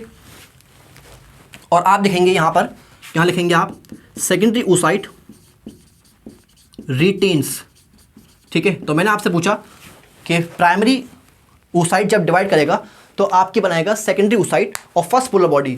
तो मैं आपसे पूछा कि साइटोप्लाज्म का जो बल्क है, ज़्यादातर साइटोप्लाज्म आपके कौन रिटेन करेगा, तो आप कहेंगे secondary oocyte retains the bulk का मतलब है मोस्ट पार्ट, ज़्यादातर, बड़ा हिस्सा, ठीक है, बल्क ऑफ साइटोप्लाज्म। और आप जानते हैं साइटोप्लाज्म में ही आपके क्या होते हैं, न्यूट्रिएंट्स होते हैं, तो ये आपके न्यूट्रिएंट रिच होता है, ओके। चलिए, तो ये आपके समझ में आ गया होगा, और आप देखेंगे आप सेकेंडरी oocyte किसके अंदर है, सेकेंडरी oocyte आपके टर्शरी फॉलिकल के अंदर है। तो इनिशियली टर्शरी फॉलिकल में क्या था आपके, टर्शरी फॉलिकल में आपके प्राइमरी oocyte था, और प्राइमरी oocyte ने अपना मियोसिस 1 कंप्लीट कर लिया और डिवाइड कर गया किसके अंदर, सेकेंडरी oocyte और फर्स्ट पोलर बॉडी के अंदर। तो फर्स्ट पोलर बॉडी एनसीईआरटी कहती है कि शायद ये आपके डीजनरेट कर जाएगी, ठीक है। तो आप कहेंगे कि ये आपके ख़त्म हो जाएगी, ये आपके मर जाएगी, डीजनरेट। और अब टर्शरी फॉलिकल के अंदर सिर्फ क्या बचेगा, सेकेंडरी oocyte बचेगा। तो आप लिखेंगे secondary oocyte in tertiary follicle, okay. चलिए, ओके। अब मैंने आपसे पूछा कि सेकेंडरी oocyte के पास बल्क क्यों रहा, साइटोप्लाज्म का मेजर पार्ट क्यों रहा, ठीक है। तो आप देखेंगे ये सेकेंडरी oocyte फर्दर डिवाइड करके आपके ओवम बनाएगा, ओके। और आप जानते हैं कि स्पर्म के पास आपके साइटोप्लाज्म नहीं है, सिर्फ उसके हेड में न्यूक्लियस है। तो वहाँ पर आप देखेंगे कि जब ओवम के पास साइटोप्लाज्म होगा तभी तो आप देखेंगे कि स्पर्म से वो डीएनए रिसीव करेगा और फर्दर डेवलपमेंट या जाइगोट की डेवलपमेंट या कह सकते हैं आप एम्ब्रियो के डेवलपमेंट में पार्ट ले पाएगा, ठीक है। सोचिए अगर इसके पास भी साइटोप्लाज्म नहीं रहता तो आप देखेंगे कि स्पर्म के पास भी साइटोप्लाज्म नहीं है, और दोनों के पास अगर साइटोप्लाज्म नहीं होगा तो आप बताइए अर्ली एम्ब्रियोनिक डेवलपमेंट कैसे होगी। अर्ली एम्ब्रियोनिक डेवलपमेंट के लिए न्यूट्रिएंट कहाँ से आएंगे, तो अर्ली एम्ब्रियोनिक डेवलपमेंट के लिए न्यूट्रिएंट चाहिए, और वो न्यूट्रिएंट आपके कैसे आएंगे कि यहाँ पर आपके अनइक्वल डिवीज़न हो, और ये आपके अनइक्वल डिवीज़न होगा तभी आप देखेंगे कि ज़्यादातर पार्ट आपकी सेकेंडरी oocyte के पास आएगा, ठीक है। और ज़्यादातर पार्ट साइटोप्लाज्म का अगर इसके पास आएगा तो साइटोप्लाज्म रिटेन करने से फ़ायदा क्या होगा, जब स्पर्म आएगा तो अर्ली एम्ब्रियोनिक डेवलपमेंट में आप देखेंगे कि यही साइटोप्लाज्म आपके न्यूट्रिशन प्रोवाइड करेगा। ओके, तो ये आपके समझ में आ गया होगा, तो ये आपके समझ में आ गया होगा। ठीक है, तो यहाँ तक आपने देख लिया कि प्यूबर्टी से प्यूबर्टी के टाइम पे आप देखेंगे कि जब आपके हाइपोथैलेमस से गोनाडोट्रोपिन रिलीजिंग हार्मोन निकलेगा, वो आपकी जाके ऐड करेगा किस पे, एंटीरियर पिट्यूटरी पे, और एंटीरियर पिट्यूटरी से ये निकलवाएगा गोनाडोट्रोपिन्स जो कि आपके होते हैं LH और FSH, और ये FSH आपके फॉलिकल की ग्रोथ करवाएगा प्यूबर्टी के टाइम पे। ठीक है, तो फॉलिकल बन जाएगा आपकी क्या, टर्शरी फॉलिकल, प्राइमरी से सेकेंडरी और सेकेंडरी से टर्शरी बन जाएगा। और आप देखेंगे टर्शरी फॉलिकल के अंदर जो प्राइमरी ओसाइट है, अब ये अपना प्राइमरी ओसाइट कंप्लीट करेगा मियोसिस 1, और मियोसिस 1 जो कंप्लीट करेगा तो बनाएगा आपके सेकेंडरी ओसाइट और आपके फर्स्ट पोलर बॉडी, और सेकेंडरी ओसाइट आपके आप देखेंगे रिटेन करेगा major part of bulk of cytoplasm. ठीक है, और फर्स्ट पोलर बॉडी आपके थोड़ा ही साइटोप्लाज्म रखेगा और बाकी बाद में जाकर के ये मर जाएगा। ठीक है, और आप देखेंगे मियोसिस 1 क्या है, रिडक्शनल डिवीज़न है, और रिडक्शनल डिवीज़न है रिडक्शनल डिवीज़न है, तो इसी वजह से आप देखेंगे कि प्राइमरी ओसाइट के पास जो आपके प्राइमरी ओसाइट आपके जो डिप्लॉइड था, अब सेकेंडरी ओसाइट क्या हो जाएगा, हैप्लॉइड, और फर्स्ट पोलर बॉडी भी क्या होगी आपके हैप्लॉइड, क्योंकि रिडक्शनल डिवीज़न में आप जानते हैं क्रोमोसोम हाफ हो जाएंगे। ओके, तो ये आपके समझ में आ गया होगा। तो याद रखिएगा टर्शरी फॉलिकल के अंदर इनिशियली क्या होता है, प्राइमरी ओसाइट, फर्दर जब वो डिवाइड करता है तो उसके अंदर बनता है क्या, सेकेंडरी ओसाइट। तो इनिशियली टर्शरी फॉलिकल के अंदर प्राइमरी ओसाइट है और बाद में क्या बचेगा आपके, सेकेंडरी ओसाइट बन जाएगा वो डिवाइड करके। ठीक है, तो ये आपके समझ में आ गया होगा, तो ये आप लिख लीजिए। इसके बाद हम देखेंगे कि इस सेकेंडरी ओसाइट के अंदर क्या होगा। ठीक है, और इस टर्शरी फॉलिकल के अंदर क्या होगा। तो ये टर्शरी फॉलिकल आपके FSH से फर्दर ग्राफियन फॉलिकल में कन्वर्ट होगा। ठीक है, तो इसके बाद हम ये लिखने वाले हैं, तो पहले आप ये लिख लीजिए, फिर मिटा के लिखेंगे आपके कि सेकेंडरी ये जो टर्शरी फॉलिकल है आपके FSH की मदद से ग्राफियन फॉलिकल में कन्वर्ट हो जाएगा। ओके, तो ये आप लिख लीजिए। इसके बाद हम देखेंगे कि टर्शरी फॉलिकल के साथ क्या होगा। तो अब हम आगे देखते हैं, और अब हम देखेंगे कि इस टर्शरी फॉलिकल के साथ क्या होगा। ठीक है, जो आपके टर्शरी फॉलिकल है जिसके अंदर आपके सेकेंडरी ओसाइट है, इसके साथ अब क्या होगा। ठीक है, तो इसको मिटाते हैं।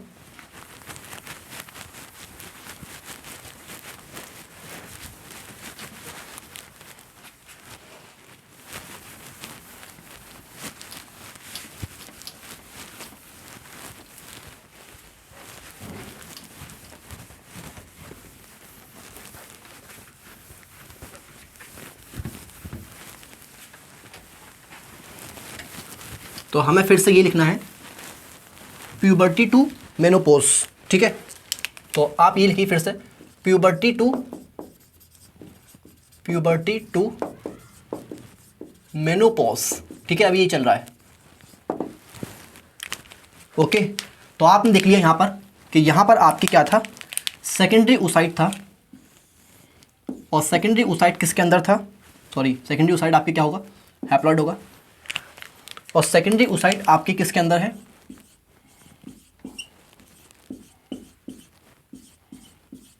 सेकेंडरी ओसाइट है आपके टर्शरी फॉलिकल में। ओके,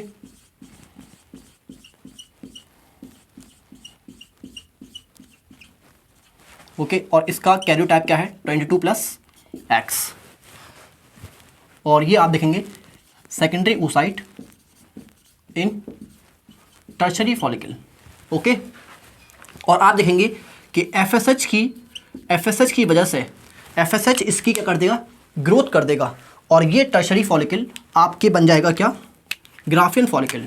ठीक है, और अभी इसके अंदर सेकेंडरी ओसाइट ही है, सेकेंडरी ओसाइट है, और ये बन चुका है आपके ग्राफियन फॉलिकल। ठीक है, तो आप टर्शरी फॉलिकल और ग्राफियन फॉलिकल के बीच में डिफरेंस तो पढ़ चुके हैं कि यहाँ पर आपकी एक ग्लाइकोप्रोटीन की लेयर डेवलप कर लेगा सेकेंडरी ओसाइट, जिसको आप बोलते हैं जूना पेलोसिटा। ठीक है, ये ऑलरेडी हम पढ़ चुके हैं। तो अब ये टर्शरी फॉलिकल FSH की मदद से, FSH की वजह से क्या बन जाएगा, ये बन जाएगा आपके ग्राफियन फॉलिकल। ठीक है, और इसके अंदर क्या है, सेकेंडरी ओसाइट। तो आप लिखेंगे सेकेंडरी ओसाइट इन ग्राफियन फॉलिकल, और ग्राफियन फॉलिकल को और क्या बोलते हैं आप, ग्राफियन फॉलिकल को आप बोलते हैं मेच्योर फॉलिकल। ओके, तो ये क्या है आपके, ये है आपके ग्राफियन फॉलिकल जिसके अंदर आपके सेकेंडरी ओसाइट है।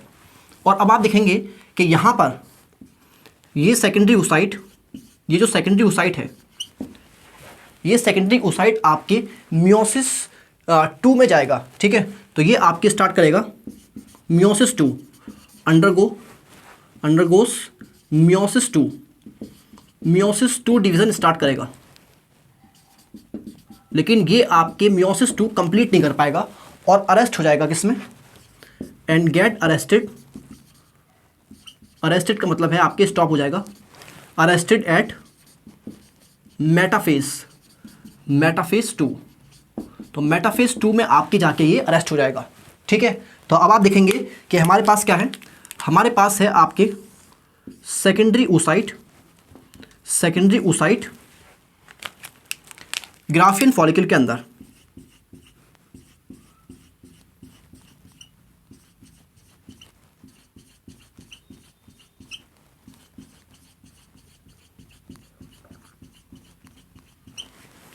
ओके, हमारे पास क्या है,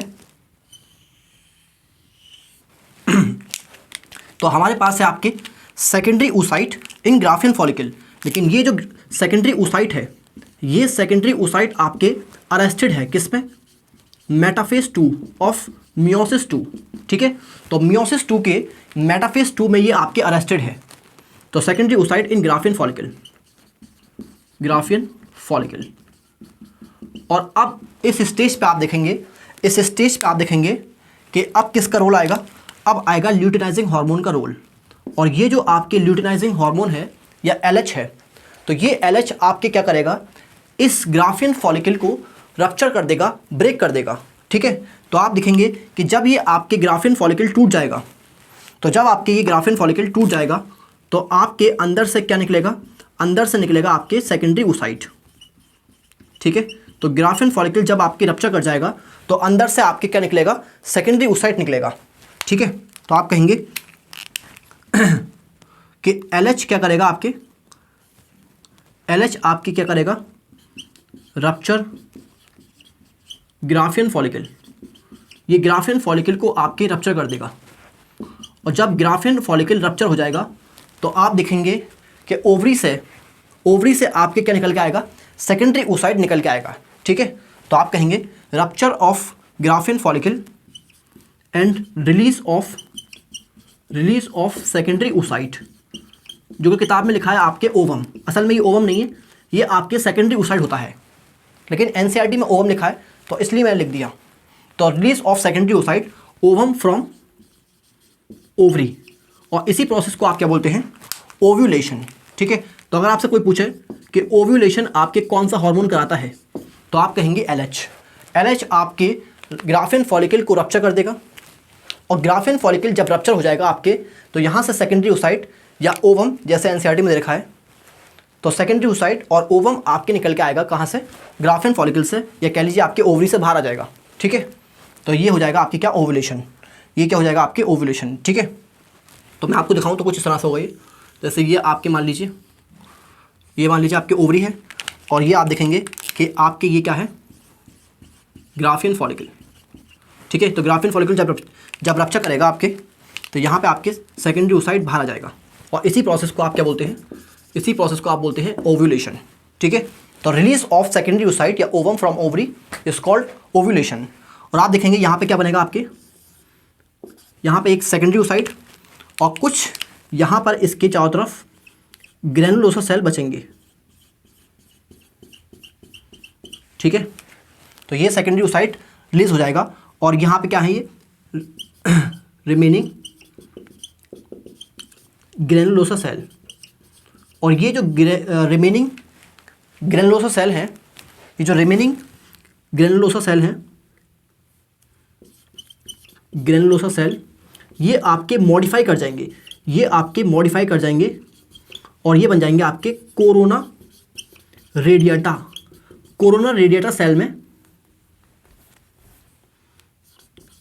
मॉडिफाई कर जाएंगे। ठीक है, तो जब आपके यहाँ से सेकेंडरी ओसाइट रिलीज होगा तो कुछ ग्रेनुलोसा सेल आपके इससे अटैच रहेंगे, इससे आपके चुपके रहेंगे, ठीक है, और वो बाद में जाके मॉडिफाई कर जाएंगे और बना लेंगे क्या, आपके कोरोना रेडिएटा सेल्स, ठीक है। तो ये आपके समझ में आ गया होगा। और बाकी आप देखेंगे कि बाकी के जो आपके ग्राफिन फॉलिकल के ग्रेनुलोसा सेल हैं, तो ये आप देखेंगे कि बाकी के जो आपके ग्राफिन फॉलिकल में जो ग्रेनुलोसा सेल हैं, तो remaining granulosa cell of Graafian follicle, ठीक है, तो आप कहेंगे ये क्या है, आपके बचा हुआ पार्ट है ग्राफिन फॉलिकल का, तो आप कहेंगे ये क्या है, रेमिनेंट। रेमिनेंट का मतलब है आपके remaining part of remnant part of Graafian follicle. तो ग्राफिन फॉलिकल का जो आपकी रेमिनेंट पार्ट है वो आपके क्या बन जाएगा, आप इसको बोलेंगे कॉर्पस ल्यूटियम, ठीक है, कॉर्पस ल्यूटियम। तो कॉर्पस ल्यूटियम क्यों बोलते हैं इसको, क्योंकि इसके अंदर आपके ल्यूटीन प्रोटीन होता है, और ल्यूटीन प्रोटीन होने की वजह से आप देखेंगे ये कैसा होता है, येलो होता है, ठीक है। तो कॉर्पस ल्यूटियम आपके कैसे बनता है, जब आपके LH की वजह से ग्राफिन फॉलिकल रप्चर करेगा, तो ग्राफिन फॉलिकल की रप्चर होने से आप देखेंगे कि सेकेंडरी ओसाइट अलग हो जाएगा, और बाकी जो हिस्सा है, बाकी जो आपके ग्रेनुलोसा सेल हैं इसके, वो आपके कन्वर्ट हो जाएंगे इसके अंदर कॉर्पस ल्यूटियम में। तो ग्राफिन फॉलिकल का जो बचा हुआ हिस्सा है वो आपके क्या बन जाएगा, कॉर्पस ल्यूटियम, ठीक है। और ये येलो होता है क्योंकि इसके अंदर आपके ल्यूटीन प्रोटीन होता है, ठीक है। और आप देखेंगे ये जो कॉर्पस ल्यूटियम है, यहाँ लिख देता हूँ मैं, जो कॉर्पस ल्यूटियम है आपके, कॉर्पस ल्यूटियम, ये आपके act as temporary endocrine gland, ठीक है। तो ये टेम्पोररी एंडोक्राइन ग्लैंड की तरह काम करता है, ओके। तो ये आपके टेम्पोररी एंडोक्राइन ग्लैंड की तरह काम करता है, और ये आपके मेनली क्या छोड़ता है, ये आपके सीक्रेट करता है,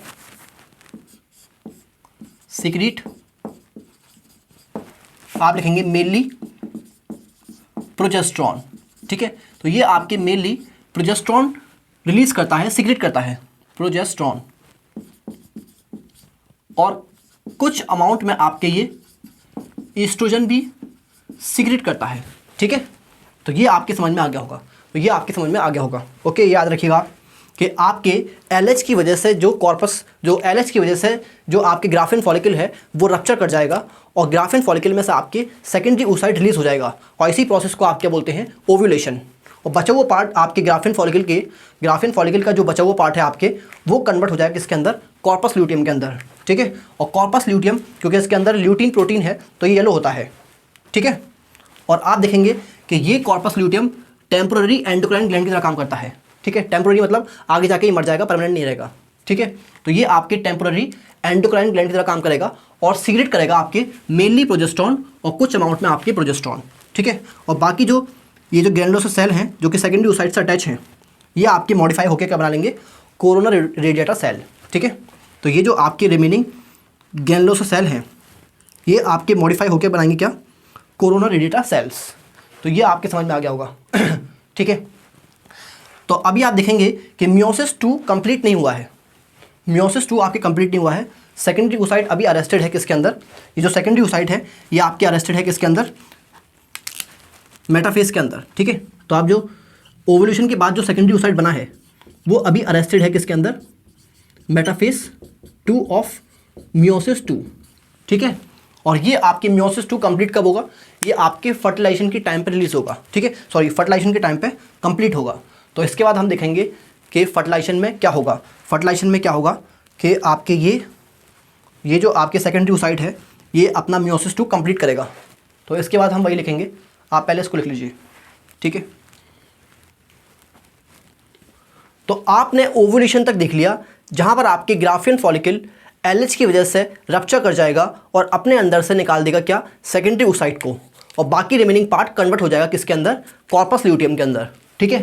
तो जो ये सेकेंडरी oocyte रिलीज हुआ, ये सेकेंडरी oocyte ट्रांसपोर्ट होगा एम्प्यूलरी रीजन में। तो फैलोपियन ट्यूब के एम्प्यूलरी रीजन में ये सेकेंडरी oocyte ट्रांसपोर्ट होगा, और यहीं पर आपके स्पर्म स्विम करके पहुंच जाएंगे, तो अब आप देखेंगे दोनों यानी कि स्पर्म और ओवम आपके कहाँ पहुँच गए, एम्पिलरी रीजन में, और यहाँ पर आपके क्या होगा, यहाँ पर आपके फर्टिलाइजेशन होगा दोनों का, ठीक है। तो अब आप देखिए कि नेक्स्ट स्टेप कहाँ होगा, नेक्स्ट स्टेप होगा आपके ड्यूरिंग फर्टिलाइजेशन, ड्यूरिंग फर्टिलाइजेशन। तो फर्टिलाइजेशन के टाइम पे आप देखिए ध्यान से कि मान लीजिए ये है आपके सेकेंडरी oocyte, ओके, और इसके चारों तरफ जो सेल होते हैं वो मैंने आपको बताया,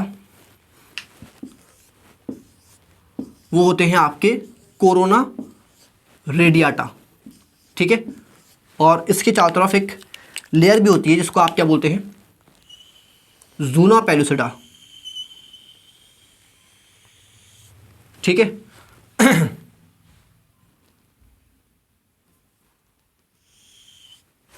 ओके, तो आपने देखा कि ये जो सेकेंडरी oocyte है, सेकेंडरी oocyte, और ये सेकेंडरी oocyte आपके अरेस्टेड होता है किसमें, मेटाफेज 2 ऑफ मियोसिस 2, ठीक है। ओवुलेशन के बाद जो सेकेंडरी oocyte रिलीज होता है वो आपके अरेस्टेड होता है किसमें, मेटाफेज 2 ऑफ मियोसिस 2, और ये जो सेल है इसके चारों तरफ, इनको आप बोलते हैं कोरोना रेडियाटा, कोरोना रेडियाटा, और ये आपके बनते हैं ग्रेनुलोसा सेल के मॉडिफिकेशन से, और ज़ूना पेलुसिडा ये अपने आप ही छोड़ता है, ठीक है। सेकेंडरी oocyte अपने चारों तरफ ज़ूना पेलुसिडा बनाता है।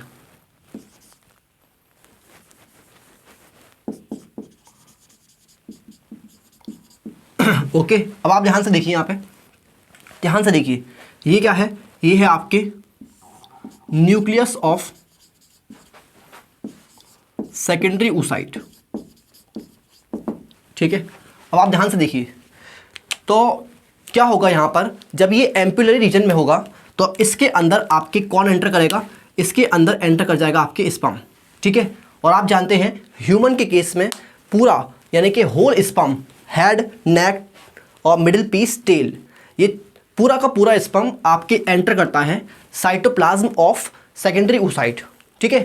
तो आप देखेंगे after sperm entry, after sperm entry, sperm की एंट्री के बाद, ठीक है, स्पर्म की एंट्री के बाद, आफ्टर स्पर्म एंट्री, लेकिन आप देखेंगे कि इन दोनों का अभी न्यूक्लियस, इसका न्यूक्लियस, स्पर्म का न्यूक्लियस और ओवम का न्यूक्लियस या सेकेंडरी oocyte का न्यूक्लियस अभी फ्यूज नहीं करेगा, बट बिफोर न्यूक्लियर फ्यूजन, ठीक है। तो आप देखेंगे स्पर्म की एंट्री से क्या होगा, स्पर्म की एंट्री आपके इंड्यूस कर देगा आपके कंप्लीशन ऑफ मियोसिस, ठीक है। तो आप देखेंगे कि जब स्पर्म एंटर कर जाएगा तो सेकेंडरी oocyte को सिग्नल मिल जाएगा और सेकेंडरी oocyte अपना जो अरेस्टेड मियोसिस है उसको कंप्लीट कर लेगा, ठीक है। तो आप लिखेंगे स्पर्म एंट्री इंड्यूस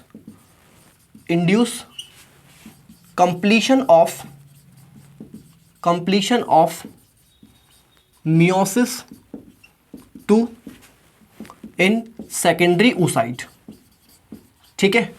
तो ये होगा इसके अंदर क्या, मियोसिस 2, तो ये मियोसिस 2 कंप्लीट हो जाएगा, मियोसिस 2 कंप्लीट, ओके। और आप जानते हैं कि मियोसिस 2 कैसा डिवीज़न है, मियोसिस 2 आपके इक्वेशनल डिवीज़न है, यानी कि यहाँ पर भी आपके क्रोमोसोम नंबर हाफ नहीं होंगे।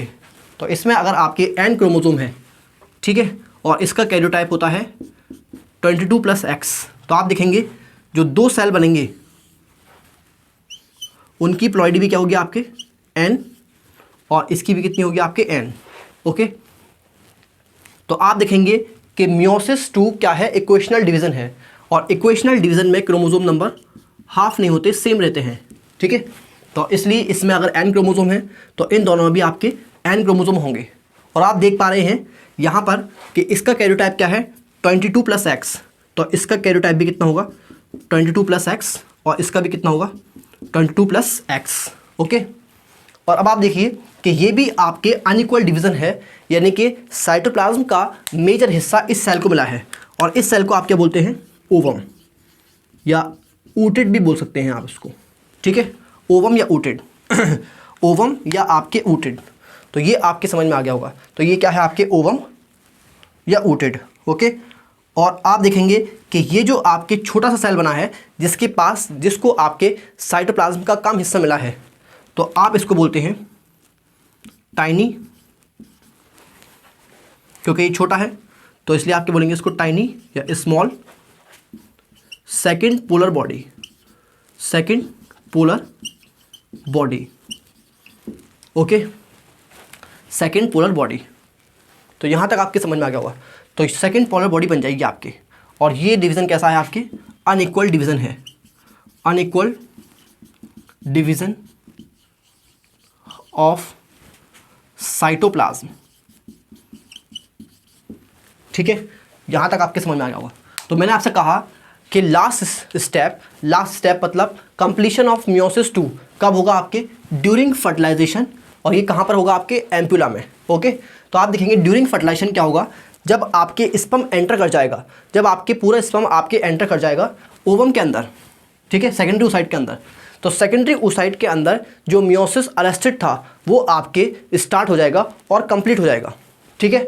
और जब ये आपकी मियोसिस 2 कंप्लीट हो जाएगा तो आप जानते हैं कि ये आपके सेल डिवाइड कर जाएगा किसके अंदर, एक लार्ज ओवम में और एक स्मॉल टाइनी या सेकंड पोलर बॉडी जिसे बोलते हैं आप, ठीक है। तो ये आपके डिवाइड हो जाएगा किसके अंदर, ओवम के अंदर और स्मॉल सेकंड पोलर बॉडी के अंदर, ओके। और क्योंकि ये इक्वेशनल डिवीज़न है तो यहाँ पर क्रोमोसोम नंबर सेम रहेंगे। तो ये आपके समझ में आ गया होगा, ठीक है। तो स्पर्म की एंट्री से आपके मियोसिस 2 कंप्लीट हो जाता है। और आप देखेंगे कि अभी भी इसके दोनों के न्यूक्लियस फ्यूज़ नहीं किए हैं। ये किसका न्यूक्लियस है, न्यूक्लियस ऑफ स्पर्म। तो दोनों के न्यूक्लियस अभी फ्यूज़ नहीं किए हैं। और फ्यूजन से पहले, न्यूक्लियर के फ्यूजन से पहले, बिफोर न्यूक्लियर फ्यूजन, ये आपके डिवीज़न कंप्लीट हो जाएगा, ये आपके मियोसिस 2 कंप्लीट हो जाएगा, ओके। चलिए यहाँ तक लिख लीजिए आप।